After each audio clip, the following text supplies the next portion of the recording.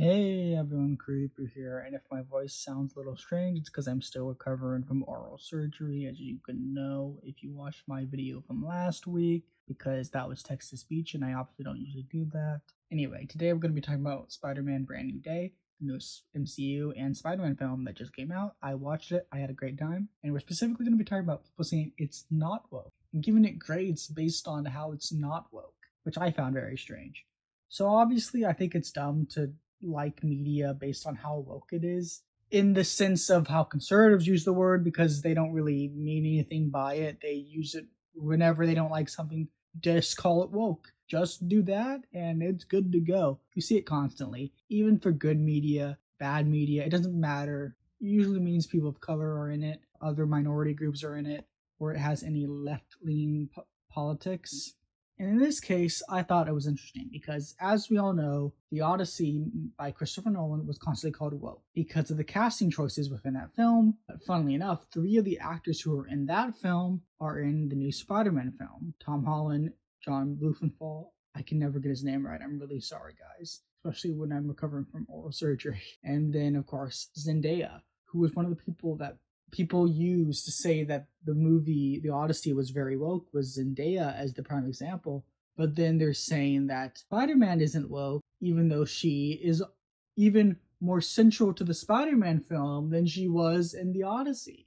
And she played a kind of important role in The Odyssey.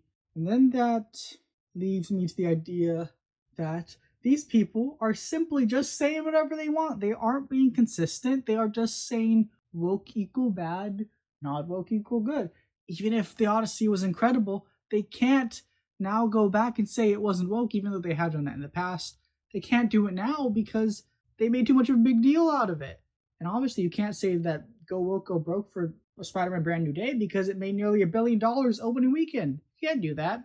It'll make them look even dumber. And then they compare it to Supergirl for some reason, because that's super woke apparently, because it has woman main character, even though there's women all over Spider-Man Brand New Day. How much woman does the film need for it to become woke? Like, I'm generally curious. They don't think this through at all. Sometimes it's woke, sometimes it's not. It doesn't make any sense. How are they actually justifying their beliefs that these movies are woke or not woke? I am so confused, and I would like to learn, although I might be too smart to actually learn because these people are incredibly dumb. So maybe one day, if I just lobotomize myself, I will be able to understand how to grade a movie on how woke it is in the conservative sense, not in the actual sense. Because obviously we know that wokeness means something in Black culture, and it's been co-opted by mostly white conservatives, to be honest. I know I'm like slurring over my words here because of the whole